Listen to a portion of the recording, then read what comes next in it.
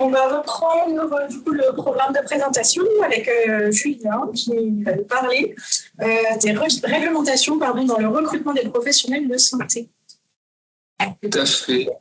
Je vais vous parler plus globalement de l'inclusion des participants dans vos études en santé et la particularité forcément des professionnels de santé. Donc nous, Esquad, on est une petite pousse du concept finalement. On est né de la conviction qu'il fallait aider le secteur de la santé de se rapprocher de leurs utilisateurs finaux, qu'ils soient patients, pros de santé ou même aidants, etc. Aujourd'hui, il y a énormément de réglementations, il y a énormément de difficultés à accéder à ces profils-là et on a comme vocation d'essayer de favoriser les choses et de réduire finalement cette difficulté à accéder à vos utilisateurs finaux. Alors nous, on a un périmètre d'intervention qui peut paraître extrêmement restreint, extrêmement ciblé. On fait du recrutement de participants pour les étudiants en santé et on gère tout ce qui est indemnisation et les avantages qui vont avec en fonction de la population qu'on va recruter. Donc quand on parle de recrutement, on parle de recrutement de pros de santé, d'aidants, de patients et on parle d'interventions d'études en santé qui vont être des interventions non interventionnelles.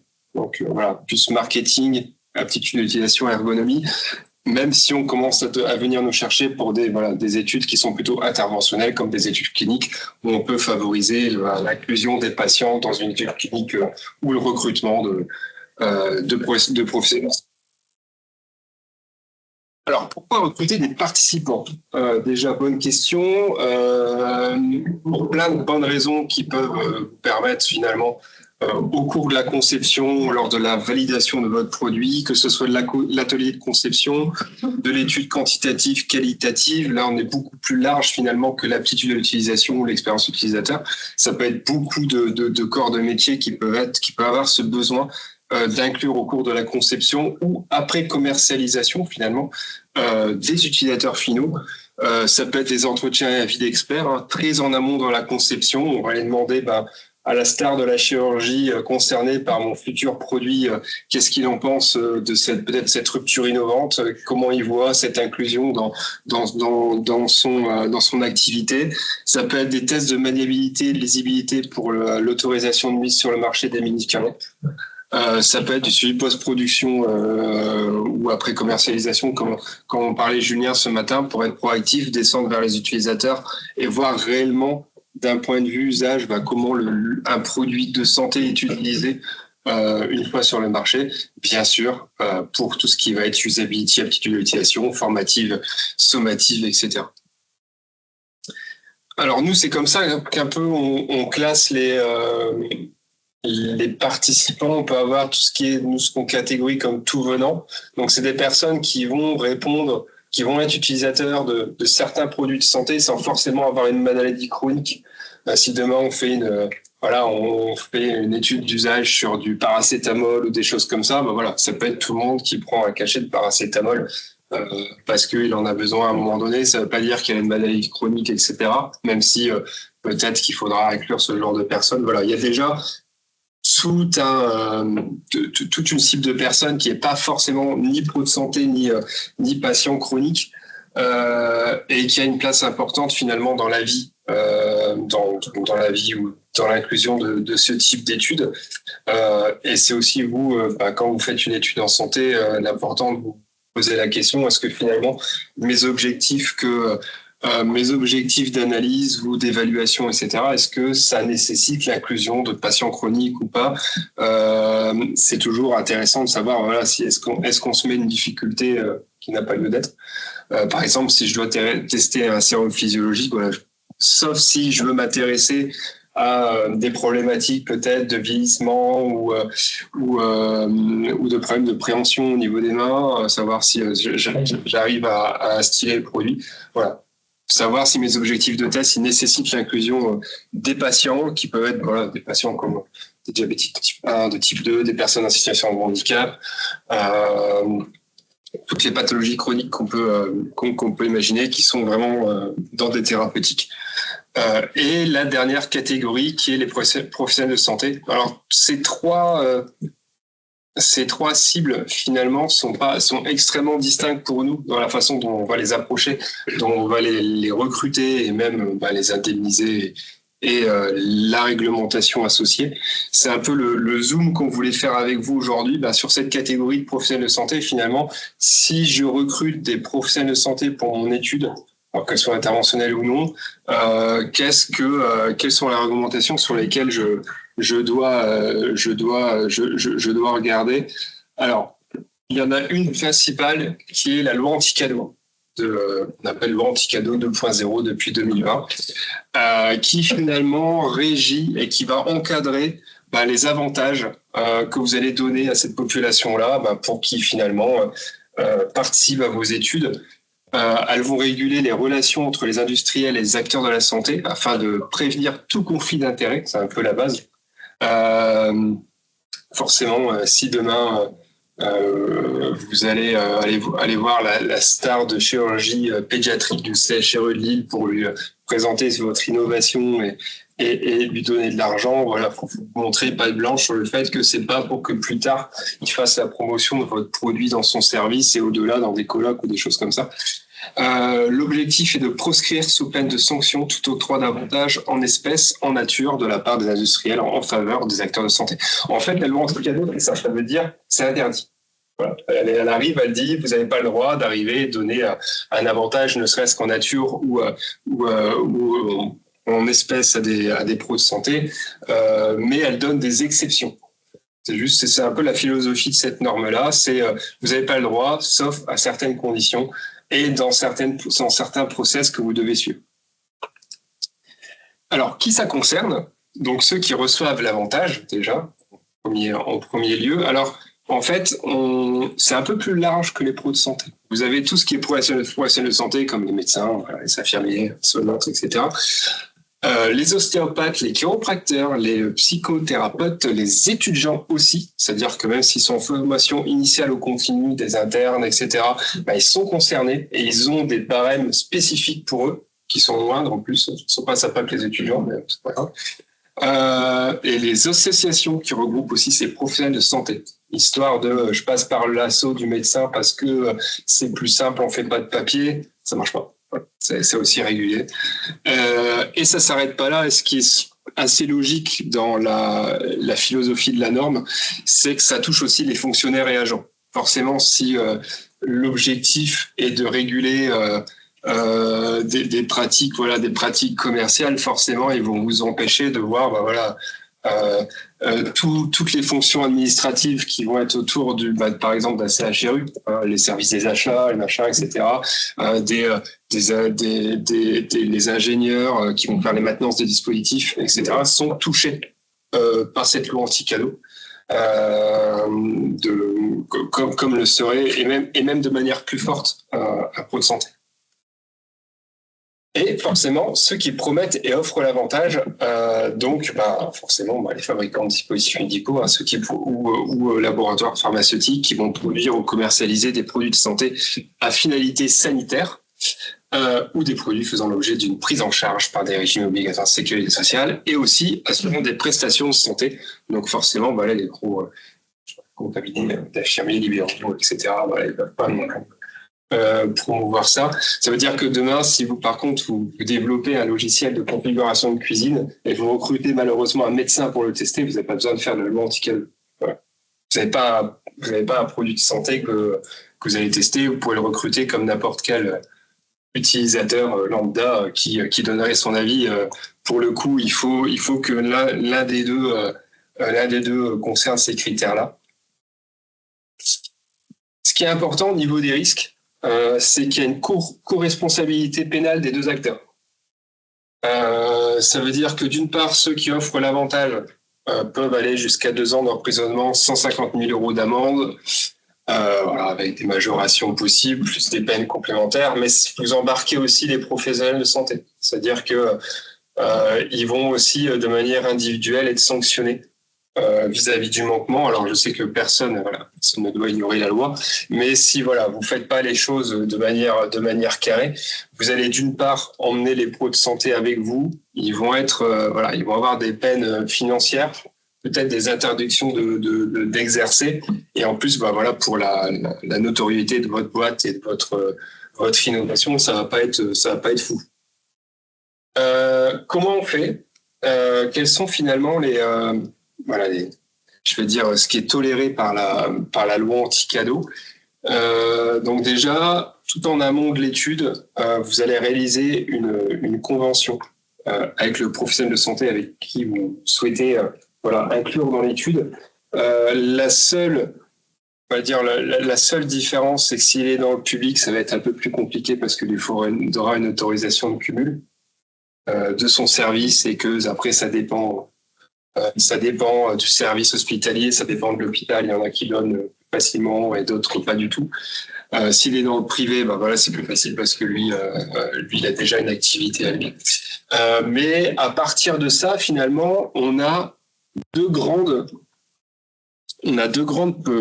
scénarios qui sont un peu définis par ce qu'on a prévu de lui donner. Soit on peut être au-dessus des seuils de déclaration, c'est-à-dire que si je vais indemniser le professionnel de santé plus de 200 € par heure ou plus de dans la limite de 800 € par demi-journée ou 2000 € sur l'ensemble de la convention, je vais finalement sortir de ce système déclaratif et je vais devoir faire une autorisation préalable au Conseil de l'ordre ou de l'ARS compétente 2 mois avant pour qu'il puisse statuer.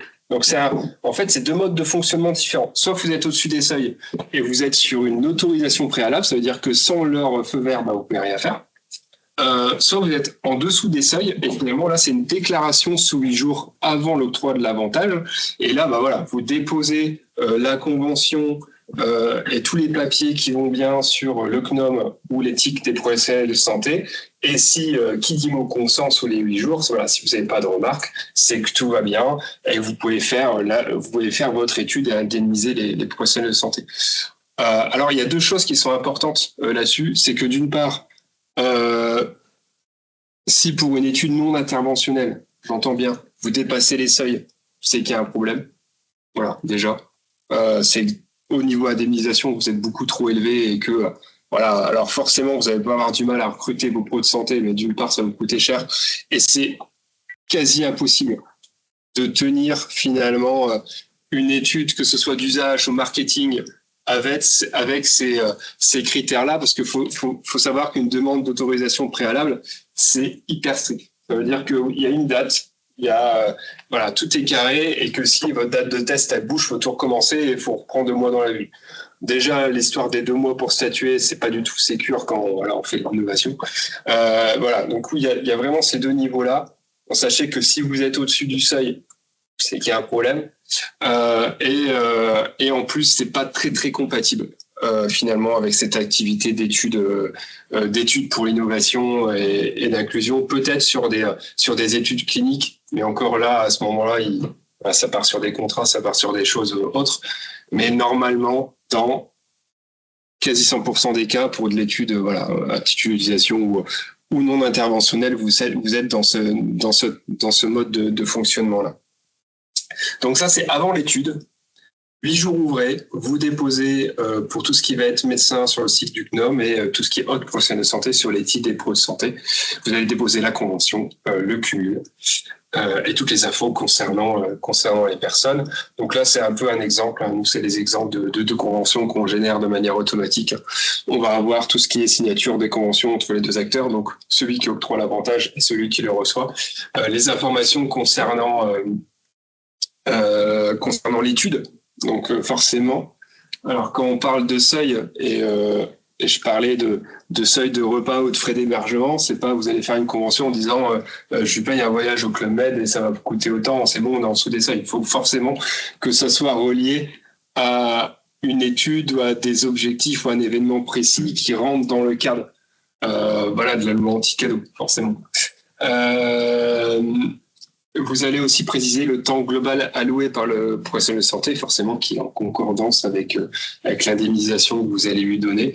La nature et le montant du dédommagement.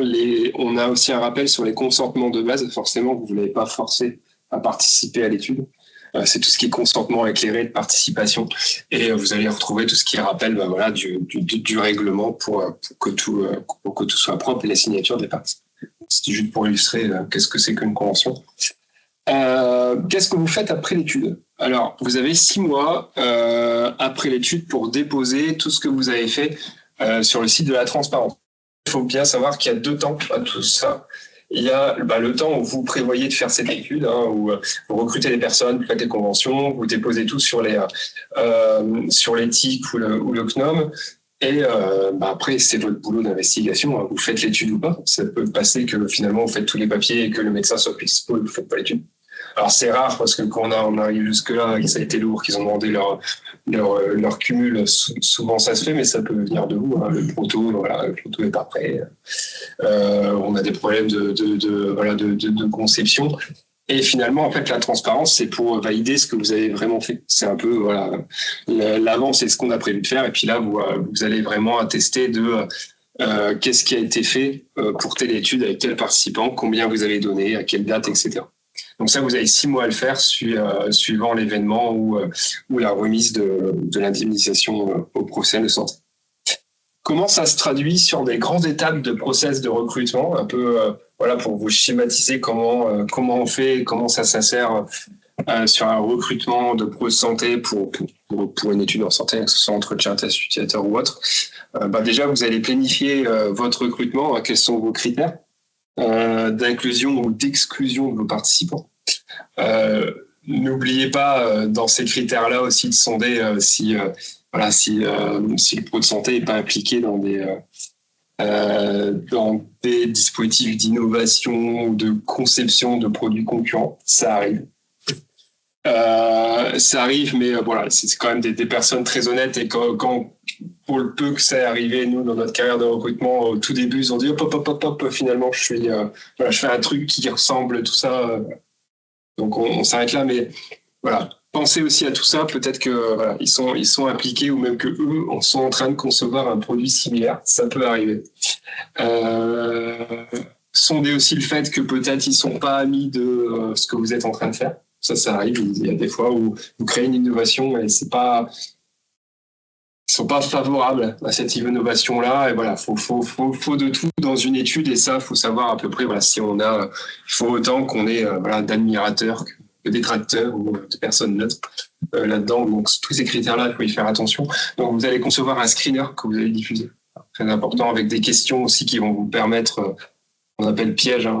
J'ai encore vu un exemple sur LinkedIn hier où c'était un screener où il disait au début, on recherche des personnes qui font ça, et puis après, il posait la première question, qu'est-ce que vous faites? Est-ce que vous faites ça? Les gens, ils cochent. Et en fait, vous avez des personnes alors qui, sur le papier, correspondent à la cible, mais qui finalement pas du tout. Il faut quand même se représenter, alors pas forcément sur les pros de santé, mais surtout aussi sur du tout venant. Les personnes, quand on leur promette 100 € pour 1 heure en présentiel, si on leur dit est-ce que vous correspondez au profil, ils vous disent oui. Puis après, ils vont improviser le jour où. C'est un peu comme ça que ça se passe. Donc, pensez bien à la construction de votre screener. Question pas non plus pas évidente ou piégeante, ou assez ouverte, que vous puissiez un peu sonder vos participants et être sûr que vous faites le bon choix. Donc ça, il y a plein de techniques qui existent en termes de questionnement. Vous diffusez, vous sélectionnez les participants, et c'est là qu'on intervient. Donc c'est là que vous allez établir les conventions avec vos professionnels de santé. C'est quand vous êtes sûr finalement qui correspond à la cible, qu'il a bien sélectionné sa date, qu'il va être dispo, que tout est clair, etc. Vous commencez à établir les conventions en sachant que comme vous êtes en déclaration, vous avez 8 jours. Dans un planning projet de test, 8 jours, ça va, c'est très bien. Ça permet de bien se caler. Étape de supervision très bête. Ça sort un peu du cadre de la présentation, mais nous, ce qu'on va appeler supervision, c'est tout ce qui va nous permettre d'être certain que le participant soit là et ne nous fasse pas un no-show. Un no-show, ça veut dire que il se prenne pas. C'est compliqué pour tout le monde parce que tout le monde est prêt, le planning de test est tendu et la personne, elle vient pas. Donc c'est tout ce qui va te permettre de le relancer, d'être sûr par qui il va être accueilli, s'il a des questions avant, à qui il s'adresse, etc. La réalisation du test en numéro 6. et confirmation qu'il est bienvenu et qu'il répond bien à la cible. Et à ce moment-là, voilà, vous allez déclencher tout ce qui est indemnisation et déclaration après a posteriori sur le site de la transparence, en sachant que ce qui se fait actuellement, juste pour info, c'est que tout ce qui va être patient, tout venant, vous allez très certainement les indemniser par voilà, chèque cadeau ou choses comme ça. Par contre, dès que vous passez sur du pro de santé de la convention, ça a du virement bancaire tracé, etc. Quand même beaucoup plus. Alors, pour finir sur la présentation, très rapidement, comment nous on essaye actuellement, parce que Health-Squad, même si on fait du recrutement maintenant depuis 3 ans de pro de santé de patients, etc. Il faut savoir qu'à la base, Health-Squad, c'est une société innovante qui a fait une première version, mais qui a fait évoluer une plateforme qui est un peu innovante de recrutement de participants pour les études en santé. Donc là, actuellement, on a un premier SaaS, une première plateforme web qui permet aux personnes qui ont demandé une étude ou de recruter de suivre le recrutement, c'est-à-dire voilà, du screener à voilà, je décide d'inclure telle personne jusqu'à la fin de l'étude. Donc ça, c'était le premier volet. C'est comment finalement éviter même les erreurs en interne quand vous êtes plusieurs modérateurs, ou éviter de se baser sur un ancien fichier Excel de recrutement, de prendre une ancienne version alors que les personnes ont bougé leur date de test. Voilà, tout est en temps réel et tout est sécurisé et permet que voilà, on évite les écueils, qu'on soit absent alors que le participant est là, qu'on soit présent alors qu'il a prévu de pas venir, enfin toutes ces choses-là. On a quelques fonctionnalités qui sont très appréciées, tout ce qui est paramètres de l'étude et des critères d'inclusion ou d'exclusion directement, la sélection des profils sur la plateforme, dire voilà, celui-là il convient pas, parce que des fois c'est assez intéressant sur les recrutements. Souvent on a des screeners très stricts et finalement quand ils disent ah ouais, ce profil-là finalement il est intéressant, il sort un peu du truc, mais son profil il est sympa à inclure dans une étude en cours de conception. Voilà.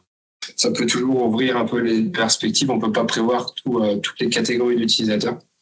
On va gérer tout ce qui est planning et la coordination entre les modérateurs. Donc, on va pouvoir dire effectivement ce que vous voyez là en tout petit, mais sur cette étude-là, ça va être Clémence. Sur celle-là, ça va être Kenny ou une autre personne. Et ça permet en interne d'être mieux organisé, de savoir qui va prendre en charge ce testeur. Et ça permet aussi à la personne qui va venir à qui elle doit s'adresser. Et supervision des signatures et des éléments administratifs en ligne. Ça veut dire que tout est en ligne, il n'y a pas de mauvaise surprise. Quand il y a un testeur qui vient, il a signé le consentement en ligne, il a accepté d'être enregistré, etc. Vous n'avez pas une personne qui arrive et qui dit non, je veux pas être fuité, je veux pas être machin, je veux pas être truc. Tout est débunké et tout est sécurisé et archivé en amont. J'accélère. Tout ce qui est prochaine évolution, je voulais ouvrir ça à la fin, si ça intéresse, voilà, des fabricants qui veulent découvrir les choses et même participer à la conception. On est en train de développer un module de déclaration pour la gestion des avantages. Alors, module qui était prévu depuis le départ, mais qui n'est pas encore déverrouillé sur la plateforme. Comment ça marche? Très simplement, c'est que soit vous récupérez les données de l'étude du recrutement, soit vous saisissez des informations sur quelques champs, ça génère des conventions de manière automatique, ça les envoie déjà pré-signés à la personne que vous avez renseignée, il signe en ligne. Ça vous envoie un export de dépôt de convention. Donc, si, par exemple, vous gérez l'indemnisation, vous n'avez plus qu'à pousser les éléments sur le site du CNOM. Si c'est nous, si nous, on les pousse de manière automatique. Parce que c'est celui qui donne l'argent qui déclare. Voilà, c'est tout bête. Ça indemnise automatiquement le pro santé dès qu'on sait qu'il a participé à l'étude, et ça donne l'export tout préformaté. Alors si je reprends, vous n'avez plus qu'à glisser ici sur la plateforme de transparence. Donc voilà, pour l'instant pour finir là-dessus, c'est plus voilà des choses qui sont en développement chez nous, qu'on cherche à tester, qu'on cherche à avoir des avis. C'est quelque chose déjà qui fonctionne chez nous de manière semi-automatisée. C'est-à-dire que forcément on a quelqu'un qui rentre, qui récupère, qui met, etc. L'objectif demain, comme pour le recrutement, c'est de casser un peu le modèle économique actuel, de donner plus de maîtrise à la personne qui fait les tests et de réduire les coûts de recrutement pour permettre aux acteurs de la santé finalement de davantage solliciter leurs utilisateurs finaux parce que ça coûtera moins cher, tout bêtement. Et voilà.